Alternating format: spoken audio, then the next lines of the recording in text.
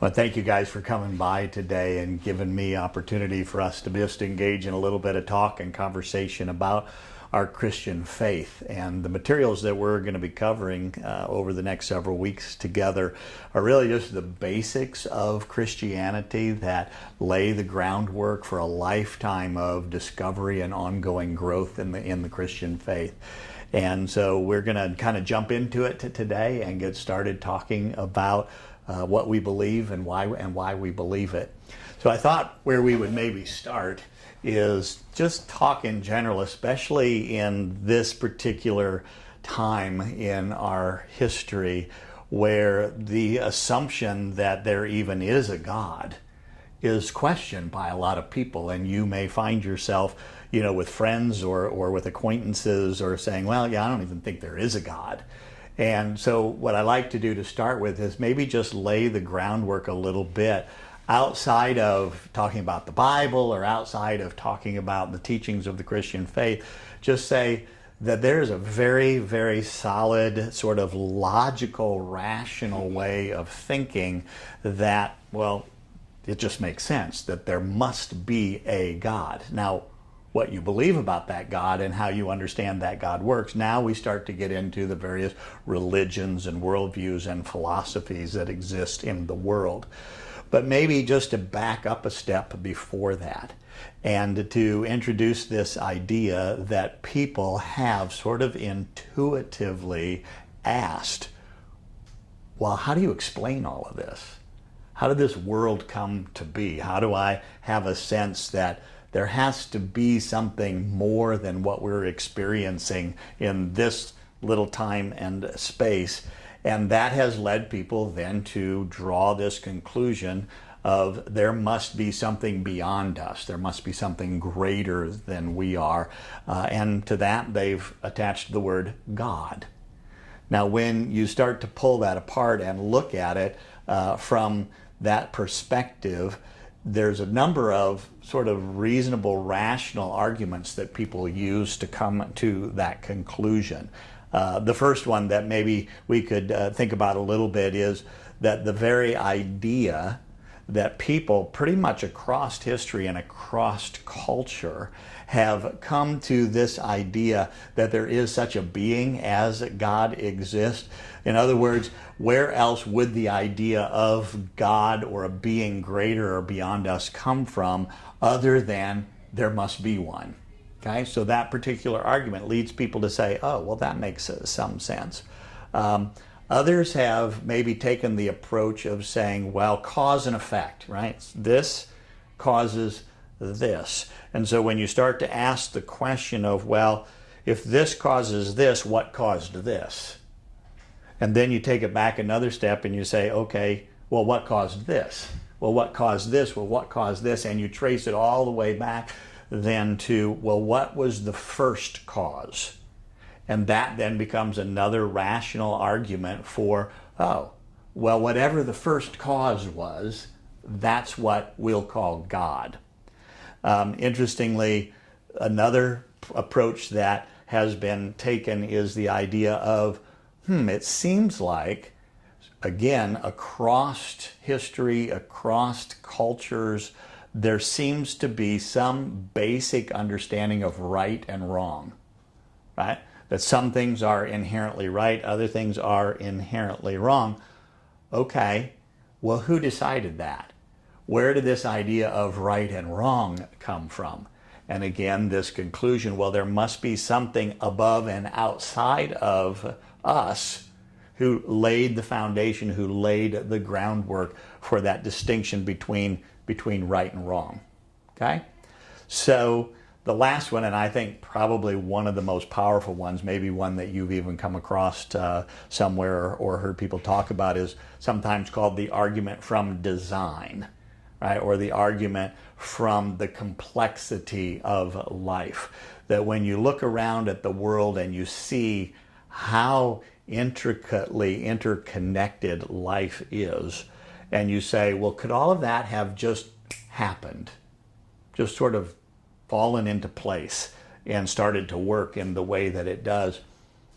Really doesn't make a lot of logical sense. So I think it was back in the maybe the 1600s. There was in England a leader in the church was called the Archbishop of Canterbury, and I think he's the one who developed this analogy, and it became to be known as the watchmaker analogy.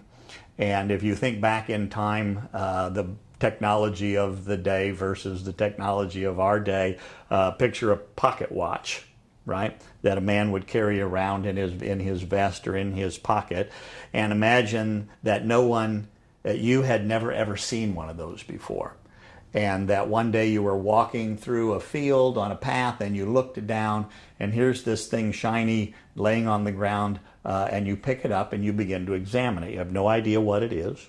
You take it home, you see that there's this knob that turns on the top, and you turn that and you discover that when you turn that little knob, the thing makes the hands move, and the hands are at a certain position when the sun comes up in the morning and at another position when the sun comes down at night. It's all very curious, and it works in a very sort of orderly way. So you get a little tool and you pry the back off of this pocket watch.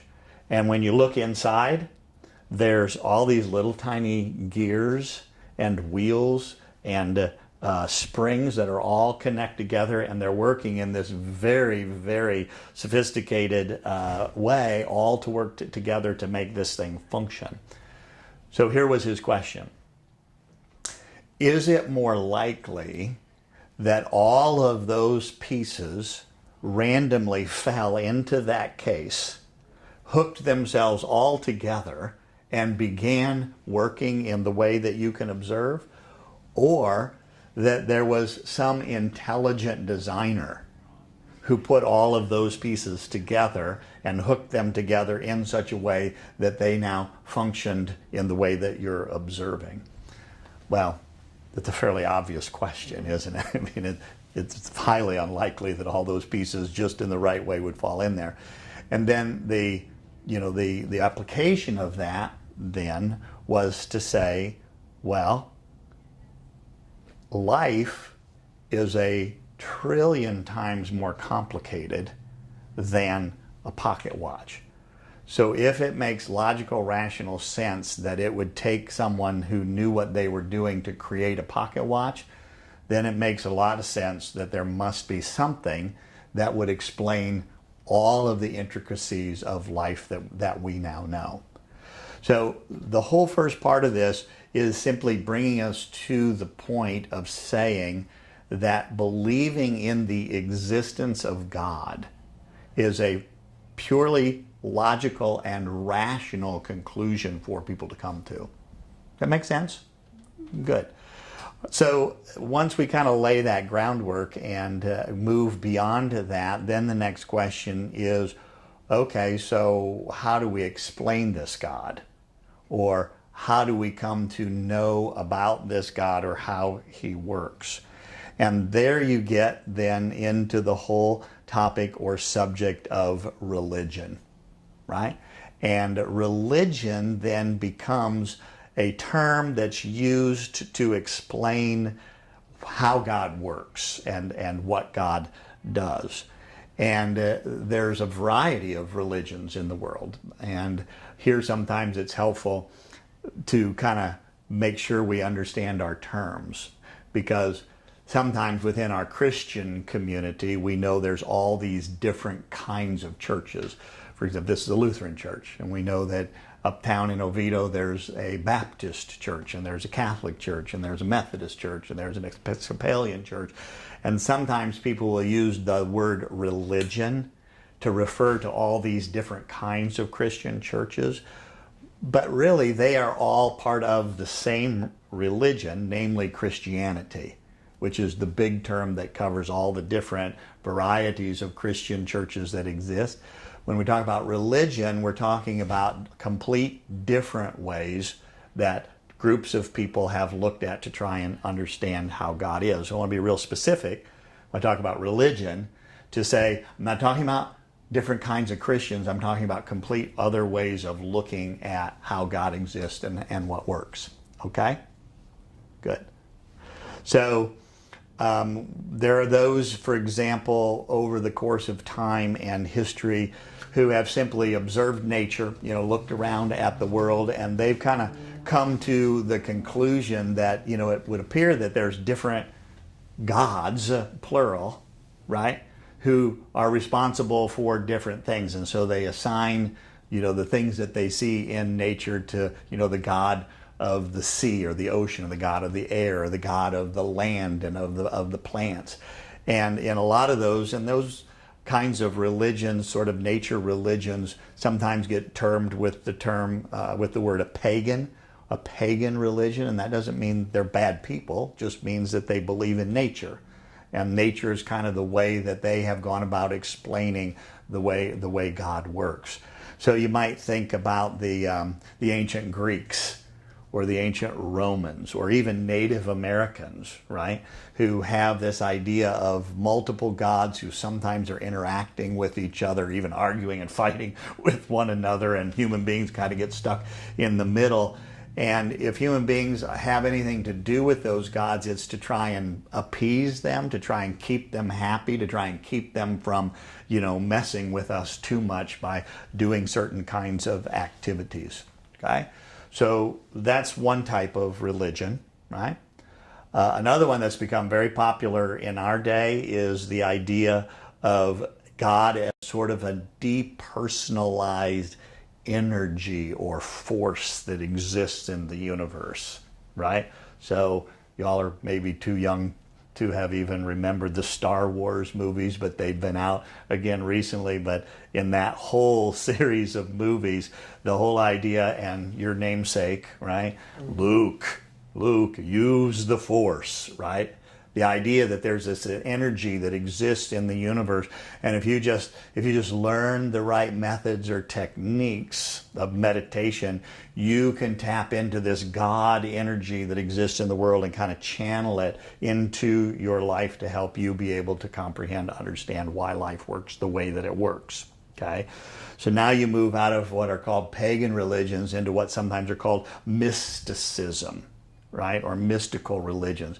Here you have things like Buddhism or Hinduism, or even in this country, in the last century, something that came to be known as the New Age religions, right? Very much focused on impersonal God, that we can access the energy of this Godhead by specific methods in our life.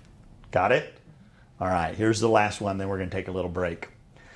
So the third way that people have tried to get their hands around or explain God is to think of there being just one God, but that one God has a set of rules that he has instituted, that he governs everything that happens through those rules. And if human beings want to be able to have access to him, then they have to obey and follow those rules, right? Sometimes the term that gets used to go with this kind of religion is called legalism, the law. You do what God says, and then he will bless you.